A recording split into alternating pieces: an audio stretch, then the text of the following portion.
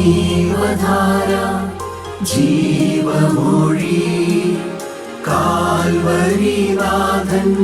സ്നേഹമൊഴി തിരുനിറത്താൽ ജീവനേകും യേശുനാഥന്റെ ജീവമൊഴി ജീവധാര ജീവധാര ജീവധാര.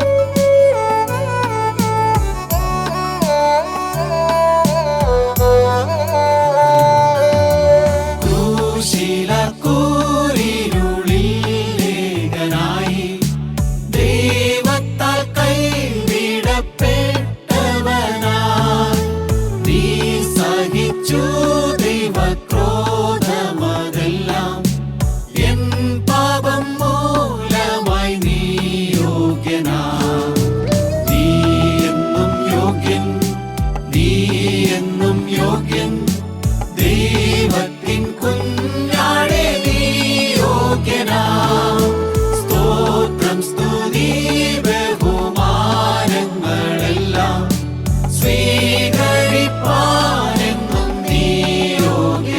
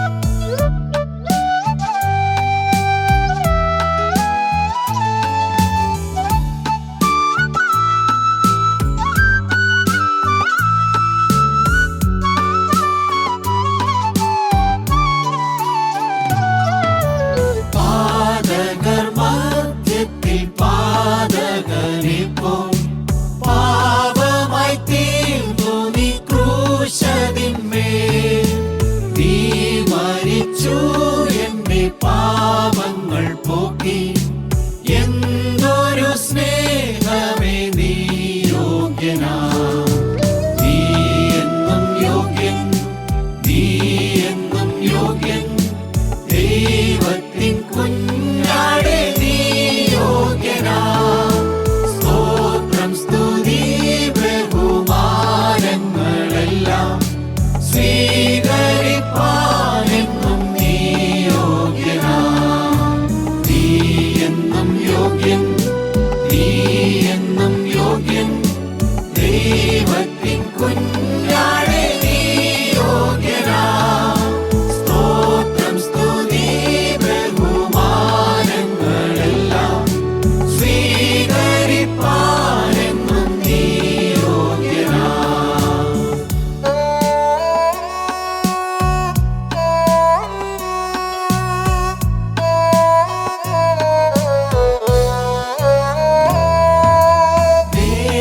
ദേവാധിദേവൻ നീ രാജാധിരാജൻ, ദൂതന്മാരാ പകൽ വാഴ്ത്തിടുന്നു. മണ്ണിലും വിണ്ണിലും ആരാധ്യനാം നീ, ഉന്നത നന്ദനൻ നീ യോഗ്യനാ. നീ എന്നും യോഗ്യൻ, നീ എന്നും യോഗ്യൻ, ദൈവത്തിൻ കുഞ്ഞാടേ നീ യോഗ്യനാ. സ്തോത്രം സ്തുതി ബഹുമാനങ്ങളെല്ലാം സ്വീകരിപ്പാനെന്നും നീ യോഗ്യനാ. നീ എന്നും യോഗ്യൻ, നീ എന്നും യോഗ്യൻ, ദൈവത്തിൻ കുഞ്ഞാടേ നീ യോഗ്യനാ. സ്തോത്രം സ്തുതി ബഹുമാനങ്ങളെല്ലാം സ്വീകരിപ്പാനെന്നും നീ യോഗ്യനാ. ദൈവനാമം മഹത്വപ്പെടുമാറാകട്ടെ. കർത്താവായ യേശുക്രിസ്തുവിന്റെ പരിശുദ്ധമായ നാമത്തിൽ നിങ്ങൾക്ക് എല്ലാവർക്കും എൻ്റെ വിനീതമായ സ്നേഹവന്ദനം. പുതിയ നിയമത്തിലെ ചില പ്രമാണികൾ, അതാണ് നമ്മുടെ ധ്യാന വിഷയം. ചില പ്രമാണികൾ, സർട്ടൻ ലീഡേഴ്സ്, സർട്ടൻ റൂളേഴ്സ്. ഒരു പ്രമാണി പള്ളിപ്രമാണിയായിരിക്കുന്ന യായിറോസ് കർത്താവായ യേശുക്രിസ്തുവിന്റെ കാൽക്കൽ വന്ന് വീണു. 12 വയസ്സുള്ള ഏക മകൾ മരിപ്പാറായി കിടക്കുന്നു, വന്ന് സൗഖ്യം തരണമെന്ന് പറഞ്ഞു. പോകുന്ന വഴിയിൽ തന്നെ വിവരം അറിഞ്ഞു, ആ മകൾ മരിച്ചുപോയി. വിശ്വസിക്കുക മാത്രം ചെയ്യുക എന്ന് പറഞ്ഞ് ധൈര്യപ്പെടുത്തി യായിറോസിന്റെ വീട്ടിൽ ചെന്നു. ബാലെ എഴുന്നേൽക്ക എന്ന് പറഞ്ഞ് വിളിച്ചു. ബാലെ എഴുന്നേൽപ്പിച്ചു. അവൾ ജീവനോടെ ആ വീട്ടിൽ സന്തോഷത്തോടെ ജീവിച്ചു. ദൈവനാമം മഹത്വപ്പെട്ടു. മറ്റൊരു പ്രമാണിയെക്കുറിച്ച് ലൂക്കോസ് 13-ാം അധ്യായത്തിൽ പറയുന്നുണ്ട്. പള്ളിപ്രമാണി. ആ പള്ളിപ്രമാണി എന്താണ് ചെയ്തത്? 18 നീണ്ട സംവത്സരമായി കൂനി കൂനി നടക്കുന്നതായ പാപിനിയായിരിക്കുന്ന ആ സ്ത്രീയെ കർത്താവായ യേശുക്രിസ്തു തൊട്ടു നിവർന്ന് നടക്കുമാറാക്കി. രോഗബന്ധനം അഴിഞ്ഞു. അവൾ സമാധാനത്തോടെ ദൈവത്തെ സൂചിച്ചുകൊണ്ട് വീട്ടിലേക്ക് പോയി. അത് ഈ പള്ളിപ്രമാണിക്ക് ഇഷ്ടമായില്ല. ശാപത്തിലല്ലേ, അതൊരിക്കലും ചെയ്യരുത്. വേദനാജനകമായ ഒരു സമീപനമായിരുന്നു അത്. ദൈവാലയത്തിൽ എന്ത് അനിഷ്ട സംഭവങ്ങളും നടക്കാം. വന്ന ആളുകൾ കൂനി വന്ന് കൂനിയായിട്ട് തന്നെ എത്രയോ പ്രാവശ്യം അവൾ തിരികെ പോയി. ഇന്ന് കർത്താവുള്ളതായ ദിവസത്തിൽ ആ ആ കൂനിയായിരിക്കുന്ന സ്ത്രീ കടന്നു വന്നു. അവൾ നിവർന്നു ദൈവത്തെ മഹത്വപ്പെടുത്തിക്കൊണ്ട് അവൾ വീട്ടിലേക്ക് പോയി. ദൈവത്തിന് സ്തോത്രം.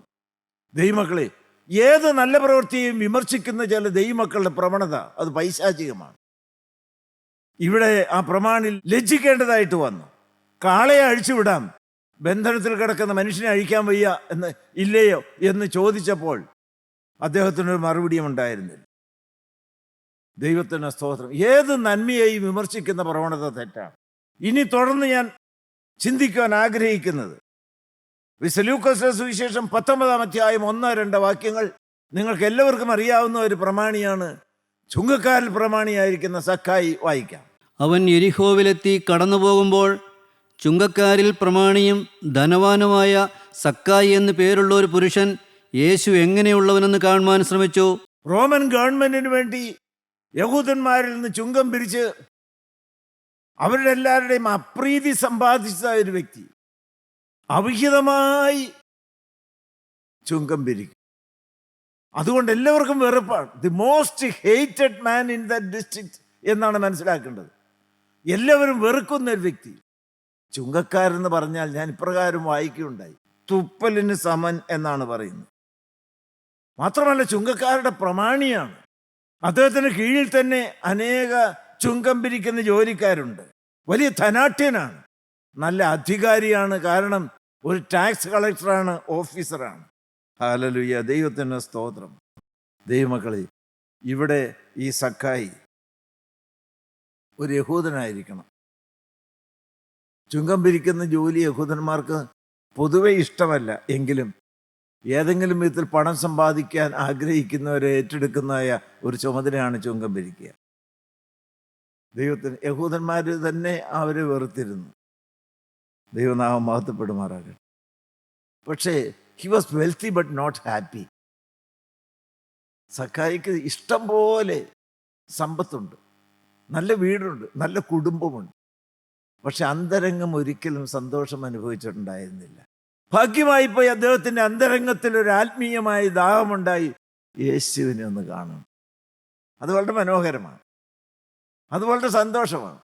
ഏത് പാപച്ചെളിയിൽ കിടക്കുന്ന വ്യക്തിക്കും യേശുവിനെ ഒന്ന് നോക്കണമെന്ന് തോന്നുന്നത് ദൈവികമായ പരിശുദ്ധാത്മാവിൻ്റെ ഒരു വ്യാപാരമാണ്. ഹല്ലേലൂയ. ആള് ചീത്തയാണെങ്കിലും ആഗ്രഹം നല്ലതായിരുന്നു. സക്കായി അദ്ദേഹത്തിൻ്റെ ഓഫീസും മേശയെല്ലാം പൂട്ടിക്കെട്ടി യേശു വരുന്നുണ്ടെന്ന് അറിഞ്ഞുകൊണ്ട് കാണാൻ വേണ്ടി ഇറങ്ങി പുറപ്പെട്ടു. ഒരു പ്രത്യേകത അദ്ദേഹത്തിനുണ്ട്. എന്താണ്? പൊക്കത്തിൽ കുറഞ്ഞവനാണ്, ഉയരം കുറഞ്ഞവനാണ്. യേശുവിനെ കാണുവാൻ വേണ്ടി ഓടിച്ചെന്നു. വലിയൊരു ജനക്കൂട്ടത്തിൻ്റെ മധ്യത്തിലാണ് യേശു. ആ ജനക്കൂട്ടം കാരണം അദ്ദേഹത്തിന് പൊക്കം കുറവും കൂടെ ഉണ്ട്, അതുകൊണ്ട് കാണാൻ സാധിച്ചില്ല. ഞാൻ അതിനോട് ചേർത്ത് പറയുകയാണ്, കർത്താവിനെ കാണണമെന്ന ആഗ്രഹത്തോടെ അടുത്തു വരുന്ന ദൈവമക്കൾക്ക് തടസ്സമായി നിൽക്കുന്ന രണ്ട് കാര്യങ്ങളാണ്. കാണണം എന്നുള്ള ആഗ്രഹം നല്ലതാണ്, പക്ഷേ രണ്ട് കാര്യങ്ങൾ തടസ്സം നിൽക്കുന്നു. ഒന്ന്, വ്യക്തിപരമായി ജീവിതത്തിലെ ചില തടസ്സങ്ങൾ. സക്കായിക്ക് പൊക്കം കുറവാണ്. ഞാൻ ശാരീരികമായിട്ടുള്ള കാര്യം മാത്രമല്ല പറയുന്നത്. അവനവൻ്റെ വ്യക്തിപരമായ ജീവിതത്തിൽ കർത്താവായ യേശുക്രിസ്തുവിൻ്റെ അടുക്കലേക്ക് ചെന്ന് കണ്ട് അനുഗ്രഹം പ്രാപിക്കുവാൻ തടസ്സമായി നിൽക്കുന്ന ചില കാര്യങ്ങളുണ്ട്. മാത്രമല്ല, ഞാൻ എടുത്തു പറയട്ടെ, യേശുവിനെ കാണുവാൻ ആഗ്രഹിച്ച് അടുത്തു വരുന്ന ദൈവമക്കൾക്ക് പലപ്പോഴും തടസ്സം സൃഷ്ടിക്കുന്നത് കൂടെ നടക്കുന്നതായ കുറെ അനുഗാമികളാണ്, ദൂരെ നിൽക്കുന്നവരല്ല. കർത്താവായ യേശുക്രിസ്തുവിനോട് ചേർന്ന് നടക്കുന്ന പലരും ആഗ്രഹത്തോടെ കടന്നു വരുന്നവർക്ക് യേശുവിനെ കാണാൻ തടസ്സം സൃഷ്ടിക്കുകയാണ്. കർത്താവായ യേശുക്രിസ്തുവിനെ കാണാൻ ആഗ്രഹം വന്ന അത് വളരെ ആഴമേറിയ ആത്മാർത്ഥമായൊരു ആഗ്രഹമായിരുന്നു സക്കായിക്ക്. സക്കായി പിന്മാറിയില്ല, സക്കായി മുന്നോട്ട് ഓടി. കർത്താവായ യേശുവും ജനവും വരുന്നതിൻ്റെ മുന്നിലേക്ക് ഓടി ഒരു അത്തിവൃക്ഷത്തിന്മേൽ കയറി. ഹല്ലേലൂയ, ദൈവത്തിന് സ്തോത്രം. വാച്യാർത്ഥത്തിൽ കർത്താവിനെ കണ്ടത് എല്ലാം കാണുന്നില്ല എങ്കിലും ദൈവം സർവശക്തനും എല്ലാം കാണുന്നവനുമല്ലേ. ഒരു ടാക്സ് കളക്ടർ ഓഫീസർ, ദൈവത്തിന് സ്തോത്രം. ദൈവമക്കളെ, നീലയും കറുപ്പുമുള്ളതായ വസ്ത്രം ഇട്ടുകൊണ്ട് അധികാരത്തോടെ വാഴുന്നതായ വ്യക്തി ഇതാ മുന്നിൽ ഓടുകയാണ്. മാത്രമല്ല, മരത്തിൽ പിടച്ചു കയറുകയാണ്, കൊമ്പുകളുടെ ഇടയിൽ കയറി ഇരിക്കുകയാണ്. എന്നെ യേശു കാണരുത്, പക്ഷെ എനിക്ക് യേശുവിനെ ഒന്ന് കാണണം. ആ ഉള്ളത്തിലൊരാഗ്രഹം നിങ്ങൾക്ക് വന്നിട്ടുണ്ടോ? ഞാനത് പറയുമ്പോൾ എൻ്റെ ഉള്ളം ത്രസിക്കുന്നുണ്ട്. ദൈവത്തിന് എൻ്റെ യേശുവിനെ നിങ്ങൾ നോക്കി കണ്ടാൽ അറിയാതെ പാടിപ്പോയി, യേശുവേ നിന്റെ രൂപമേ, എൻ്റെ കണ്ണുകൾക്ക് എത്ര സൗന്ദര്യം, സ്നേഹമാ നിന്നെ കണ്ടവൻ പിന്നെ സ്നേഹിക്കാതെ ഇരിക്കുമോ? അവൻ ആയിരങ്ങളിലും പതിനായിരങ്ങളിലും സുന്ദരനല്ലേ, അവൻ വെണ്മയും ചുവപ്പും കലർന്നവനല്ലേ. ദൈവമക്കളെ, എവിടെയെങ്കിലും വായിച്ചു പറയുന്നതായ വാക്കുകളുടെ കസർത്തല്ല നിങ്ങൾ കേൾക്കുന്നത്. ഹല്ലേലൂയ, ഹല്ലേലൂയ, ദൈവത്തിന് സ്തോത്രം. കർത്താവായ യേശുക്രിസ്തു പാവപ്പെട്ട അടിയന്റെ ഇരുണ്ടുപോയതായ കണ്ണു തുറന്നു തന്നു. അതിന് മുഖാന്തരമായത് വചനം കേട്ടതും വചനം അംഗീകരിച്ചതും വചനം ഉൾക്കൊണ്ടതുമാണ്. അദൃശ്യനായ ദൈവത്തെ കണ്ടതുപോലെ അവൻ്റെ രൂപം, ദൈവത്തിന് സ്തോത്രം, അടിയനൊരു യാഥാർത്ഥ്യമാണ്. ദൈവത്തിന് സ്തോത്രം. ദൈവമക്കളെ, ആ മരക്കൊമ്പിൽ ഇരുന്നുകൊണ്ട് സക്കായി യേശുവിനെ കണ്ണിറയെ ആഗ്രഹത്തോടെ കണ്ടു. ഒന്ന് കണ്ടോ എന്ന് പറഞ്ഞ് കർത്താവ് അവിടെ നിന്ന് കൊടുക്കുകയാണ്. മേളിലേക്ക് കൂടെ നോക്കി മുഖവും കൂടെ ക്ലിയറായിട്ട് കാണാം. അയ്യോ, എനിക്ക് ശരിക്കും കാണാൻ പറ്റിയല്ലോ. ഹല്ലേലൂയ, ദൈവത്തിന് സ്തോത്രം, ദൈവത്തിന് സ്തോത്രം. നിന്ന് തന്നല്ലോ. ആഗ്രഹിക്കുന്നവരുടെ ആഗ്രഹത്തെ പൂർത്തീകരിക്കുവാൻ ആഗ്രഹിക്കുന്ന കർത്താവായ യേശു ക്രിസ്തു. ദൈവത്തിന് സ്തോത്രം. നീ ഒരു സ്റ്റെപ്പ് അങ്ങോട്ട് വെച്ചേ 100 സ്റ്റെപ്പ് കർത്താവ് ഇങ്ങോട്ട് വരും. ഒരാഗ്രഹം നിങ്ങളുടെ അന്തരംഗത്തിൽ അങ്കുരിച്ചാൽ മതി. സക്കായി അവിടെ ഇരിക്കുന്ന യേശു കണ്ടു. പേർ ചൊല്ലി വിളിക്കുകയാണ്. എന്തുമാത്രം ചുങ്കക്കാരവിടെയുണ്ട്. പക്ഷേ എന്നെ വ്യക്തിപരമായി അറിയാവുന്ന ഒരു യേശു, പേരറിയാവുന്ന ഒരു യേശു. സക്കായിയേ, വേഗം ഇറങ്ങുക. ഹല്ലേലൂയ, ദൈവത്തിന് സ്തോത്രം. സക്കായി ബന്ധപ്പെട്ട് ഇറങ്ങി വന്നു. ഇന്ന് നിങ്ങളുടെ ജീവിതത്തിൽ നടക്കേണ്ട കാര്യമാണ് ഈ പറയുന്നത്. ഒരിക്കൽ നടന്നു പോയതായ കാര്യത്തെക്കുറിച്ച് വിശദീകരിക്കാനല്ല ഇത്. ദൈവത്തിന് സ്തോത്രം. ഇന്ന് ഉന്നതമായ സ്ഥാനത്തിൽ യേശുവിനെ കൂടാതെ വിലസുന്ന ചിലരെല്ലാം ഇത് കേൾക്കുന്നുണ്ട്. ദൈവത്തിന് സമ്പന്നനാണ്, സമൃദ്ധിയുടെ തികവിലാണ്, ഉന്നത പദവിയിലാണ്, നല്ല ഉദ്യോഗമുണ്ട്, നല്ല കുടുംബമുണ്ട്, നല്ല ബംഗ്ലാവ് പോലത്തെ വീടുണ്ട്, നല്ല വാഹനമുണ്ട്, നല്ല ബാങ്ക് ബാലൻസ് ഉണ്ട്. എല്ലാറ്റിൻ്റെയും മേളിൽ കയറി ഇങ്ങനെ ഇരിക്കുകയാണ്. എങ്കിലും ദൈവത്തിൻ്റെ കൃപ നിന്നെ ഒന്ന് ഉണർത്തി യേശുവിനെ ഒന്ന് കാണണം എന്നുള്ളൊരു ആഗ്രഹം അകത്ത് തന്നു. അതുകൊണ്ടല്ലേ നിങ്ങൾ ഇന്ന് വന്നത്. നിങ്ങൾക്ക് തൊഴിലൊന്നും ഇല്ലാത്തതുകൊണ്ടല്ലോ. നിങ്ങൾ ഇത്രമാത്രം ആളുകൾ ഈ വചനം കേൾക്കാൻ വന്നില്ലേ?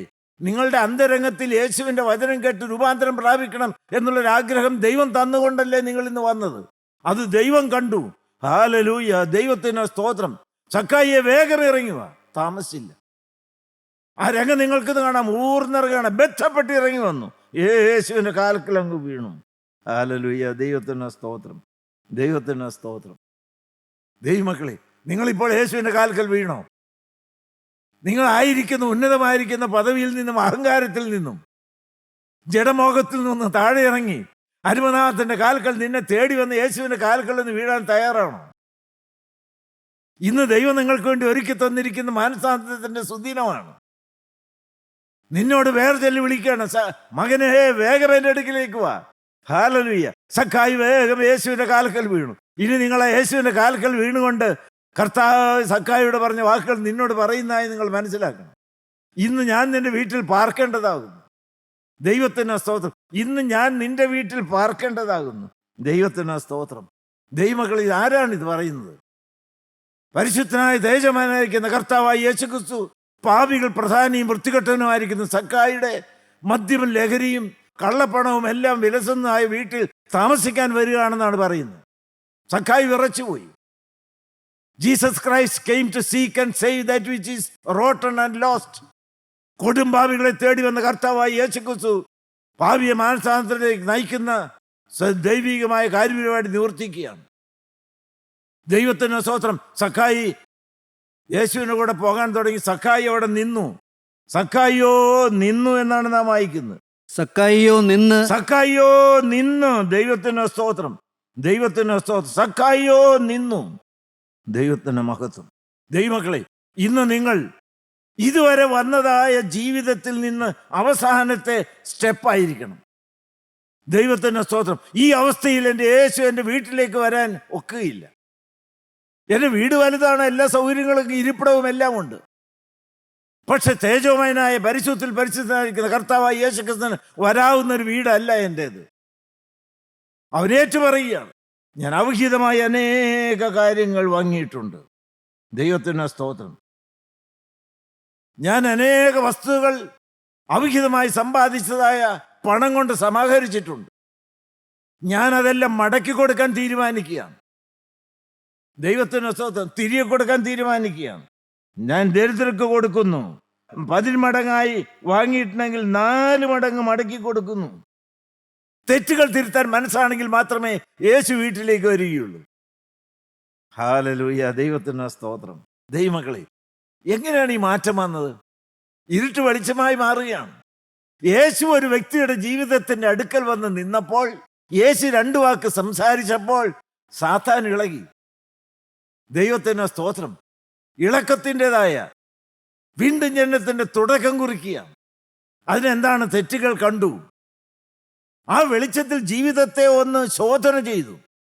അരുതാത്തത് പലതും എൻ്റെ പണപ്പെട്ടിക്കകത്തുണ്ട്. എൻ്റെ സമ്പത്ത് ചൊവ്വ നേരെയുള്ളതല്ല. എൻ്റെ ജീവിതത്തിൻ്റെ ഉള്ളറ പരിശുദ്ധമല്ല. അതൊന്ന് തിരുത്തേണ്ടതായ ആവശ്യമുണ്ട്.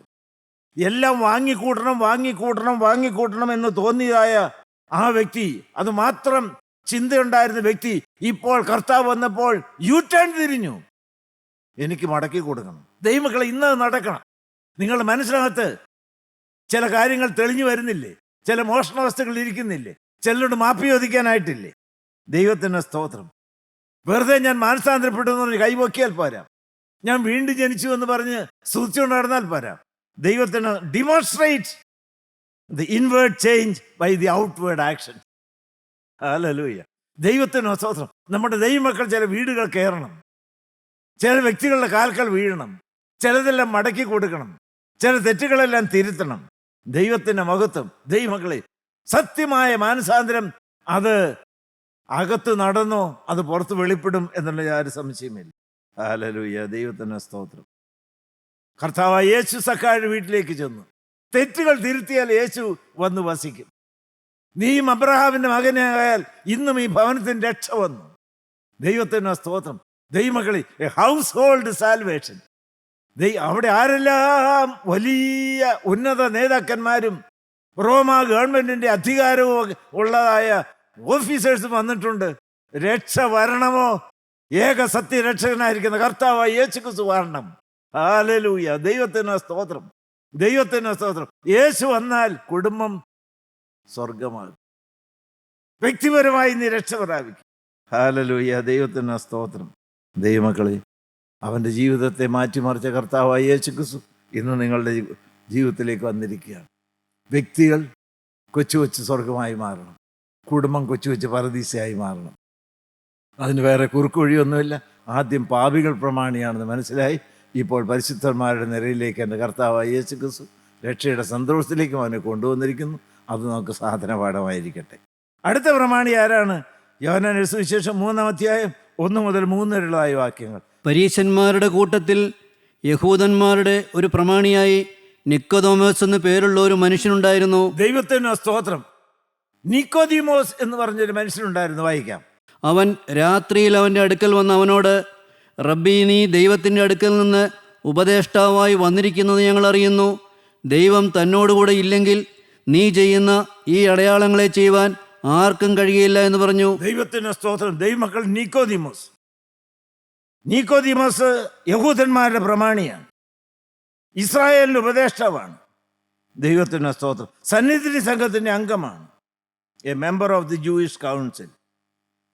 ദൈവത്തിന് സ്തോത്രം. ദൈവമക്കളെ, അന്നത്തെ കൗൺസിലിന്റെ പ്രധാനപ്പെട്ടതായ ചിന്താവിഷയവും അവരുടെ ചർച്ചാ വിഷയവും ഈ യേശുക്രിസ്തുവിനെ വകവരുത്തണം. നമ്മുടെ സഭ നിൽക്കണമെങ്കിൽ, ദേവാലയം മുന്നോട്ട് പോകണമെങ്കിൽ യേശുവിനെ വകവരുത്തിയേ മതിയാവുകയുള്ളൂ. തൂക്കിക്കൊല്ലാനുള്ള ആലോചനയാണ്. അതിൻ്റെ മധ്യത്തിലാണ് നിക്കോദീമോസ് യേശുവിനെ കാണാൻ അടുക്കലേക്ക് വരുന്ന രാത്രിയിൽ. പരസ്യമായിട്ട് വരുവാൻ അദ്ദേഹത്തിന് ചില തടസ്സങ്ങളുണ്ട്. ദൈവത്തിന് സ്തോത്രം. പക്ഷെ അദ്ദേഹം ഒരു രഹസ്യ ശിഷ്യനായിരുന്നു. ഹല്ലേലൂയ. വിളിക്കുന്ന റബി എന്നാണ്. എന്താണ് പറയുന്നത്? നീ ദൈവത്തിൽ നിന്ന് ഉപദേഷ്ടാവായി വന്നിരിക്കുന്നു. ദൈവം നിന്നോട് കൂടിയുണ്ട്. ദൈവത്തിൻ്റെ ശക്തിയാലാണ് നീ അത്ഭുതങ്ങളും അടയാളങ്ങളും എല്ലാം പ്രവർത്തിക്കുന്നത്. വളരെ മനോഹരമായ കാര്യങ്ങളാണ് പറഞ്ഞത്. ദൈവത്തിന് സ്തോത്രം. ദൈവത്തെ ഗുരുവെന്നാണ് വിളിക്കുന്നത്.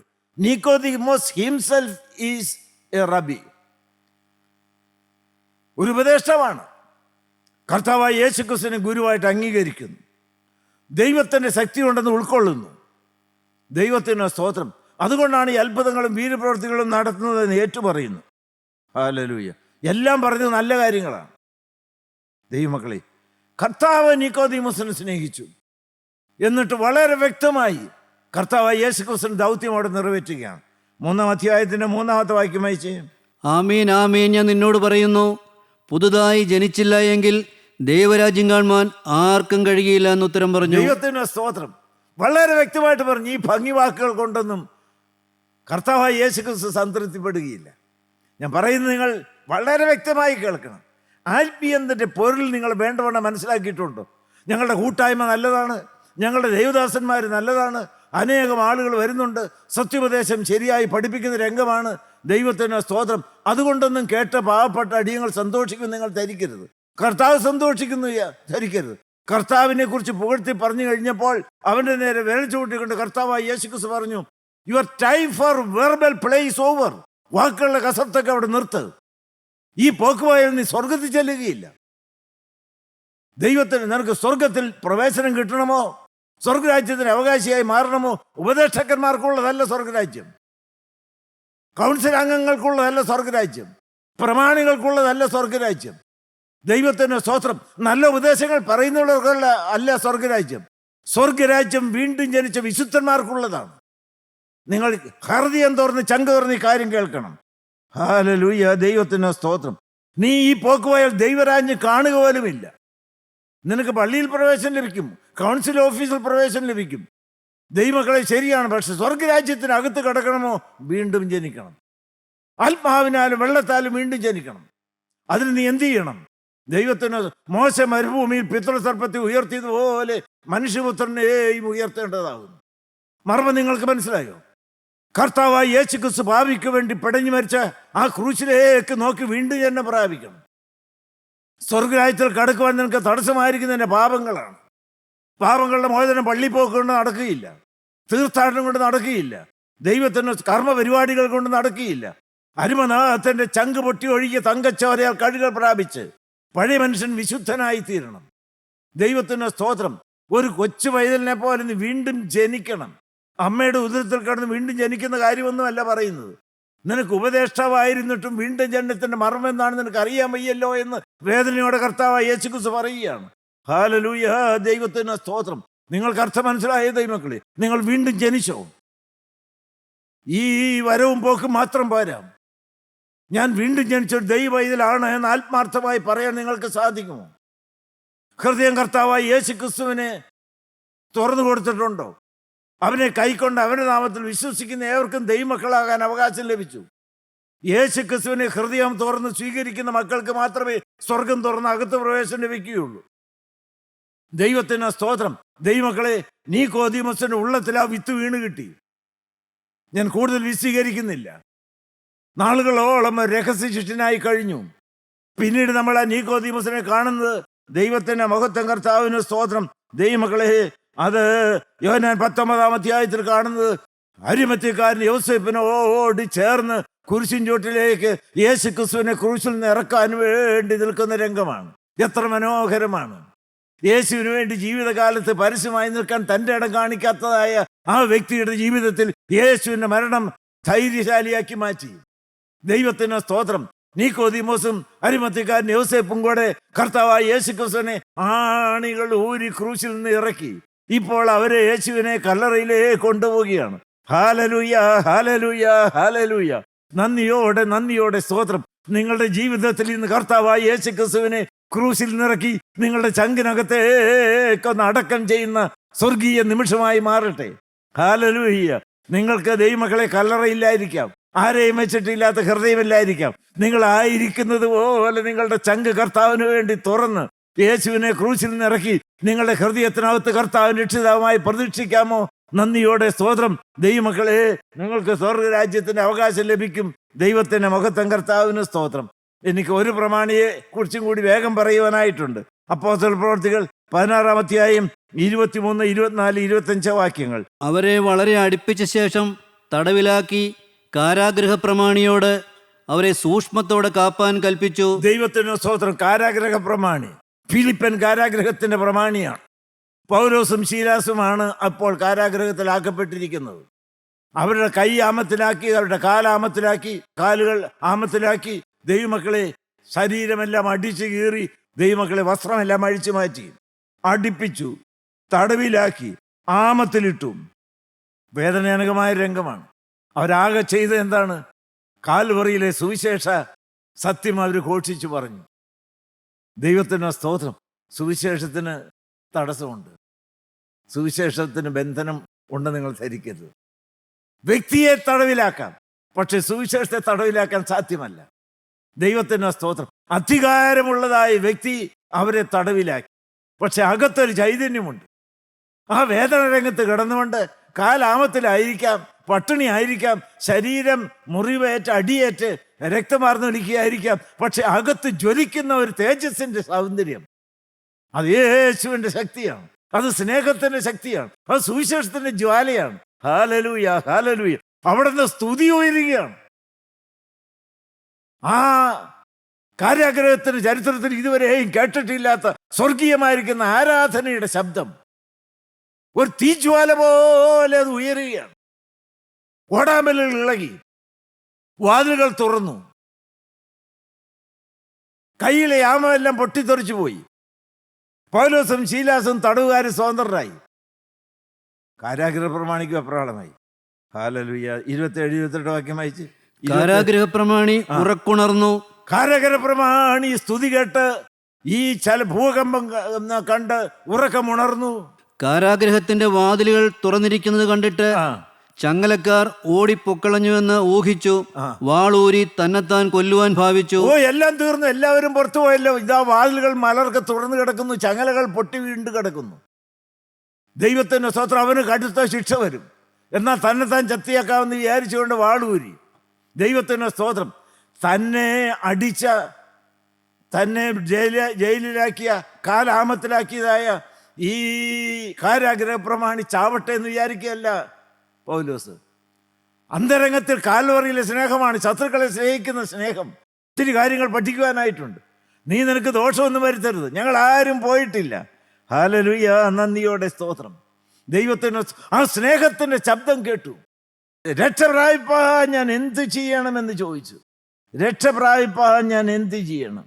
ഹല്ലേലൂയ, ദൈവനാമം മാത്രം മഹത്വപ്പെടുവാനാകട്ടെ. വളരെ വ്യക്തമായി നിർമ്മല സുവിശേഷം ഘോഷിച്ചു. ദൈവത്തിന് ഒരു സുവിശേഷ പ്രസംഗം നടക്കുകയാണ് കാരാഗ്രഹത്തിൽ. കർത്താവായ യേശുക്രിസ്തുവിൽ നീ വിശ്വസിക്കുക, നീയും നിന്റെ കുടുംബവും രക്ഷ പ്രാപിക്കും. ദൈവത്തിന് സ്തോത്രം. ദൈവമക്കളെ, ആ ശബ്ദം അവന്റെ ഹൃദയത്തെ തുറന്നു. കർത്താവായ യേശുക്രിസ്തുവിൽ വിശ്വസിച്ചു.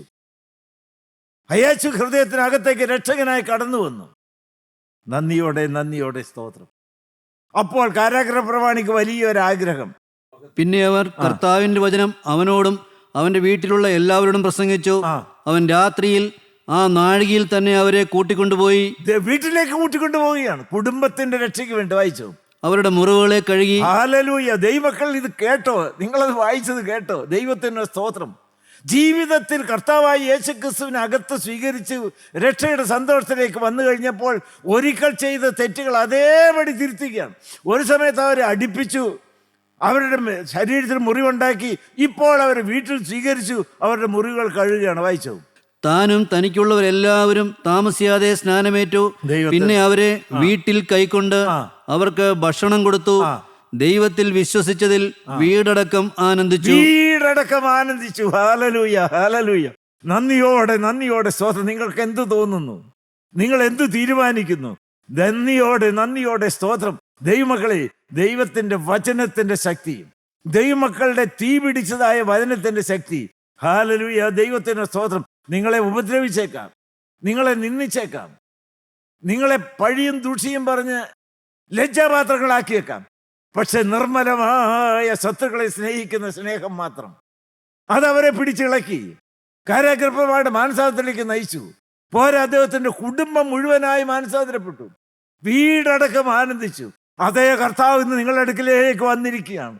Hallelujah, hallelujah. ദൈവത്തിന് സ്തോത്രം. ആ കാരാഗ്രഹ പ്രമാണിയെപ്പോൾ നിങ്ങൾക്ക് യേശുവിനെയും കൊണ്ട് വീട്ടിലേക്ക് പോകാമോ? ഹല്ലേലൂയ. ആ വെളിച്ചം നിങ്ങളുടെ വീട്ടിനെ പ്രകാശപൂരിതമാക്കും, അന്ധകാരം അകലും. Hallelujah, hallelujah. നിങ്ങളുടെ വീടടക്കം ആനന്ദം കൊണ്ട് നിറയും. സ്തുതിയുടെ ഘോഷം ഉയരാനായിട്ട് തുടങ്ങും. നിങ്ങൾ എന്ത് തീരുമാനിക്കുന്നു? ഈ രക്ഷയുടെ സന്തോഷം നിങ്ങൾക്ക് വേണമോ? തലകളെ വണക്കാൻ പ്രാർത്ഥിക്കാം. കാരണം നിറഞ്ഞ ദൈവമേ, വാഴ്ത്തപ്പെട്ട പൊന്നു കർത്താവേ, നന്ദിയോടെ, നന്ദിയോടെ സ്തോത്രം. ചില പ്രമാണികളെ കുറിച്ച് ഞങ്ങൾ ധ്യാനിക്കുകയുണ്ടായി. ഒരു കാര്യം പറഞ്ഞുകൊണ്ട് ഞാൻ നിന്റെ അടുക്കിലേക്ക് വരികയാണ്. ഞാൻ പാപിയിൽ പ്രധാനിയാണ്, ഞാൻ പാപിയിൽ ഒന്നാമനാണ്. പക്ഷെ ദൈവമേ, നീ ഏത് കൊടും ഭാവിയെ രക്ഷയുടെ സന്തോഷത്തിലേക്ക് നയിക്കുന്ന ഏക സത്യ രക്ഷകനാണല്ലോ. നിന്റെ ക്രൂശിലെ പരമയാഗത്തിലടിയൻ വിശ്വസിക്കുന്നു. നന്ദിയോടെ സ്തോത്രം. നിന്റെ രക്തത്താൽ എന്നെ കഴുകണമേ. നീക്കോദിമോസിനെ പോലെ എൻ്റെ ഹൃദയം നിനക്ക് വേണ്ടി തുറക്കുന്നു. നീ എൻ്റെ ചങ്കിനകത്തേക്ക് രാജാവും രക്ഷകനുമായി കടന്നു വരണമേ. നിത്യതയുടെ തുറമുഖത്ത് നിന്നോടുകൂടെ നിത്യവാസം കഴിപ്പാൻ ഞങ്ങളെ ഓരോരുത്തരെയും ഒരുക്കണമെന്ന് യേശുവിൻ്റെ നാമത്തിൽ അപേക്ഷിക്കുന്നു. കൃപയോടെ കേട്ട് ഉത്തരമരുളുമാറാകണമേ. ആമീൻ.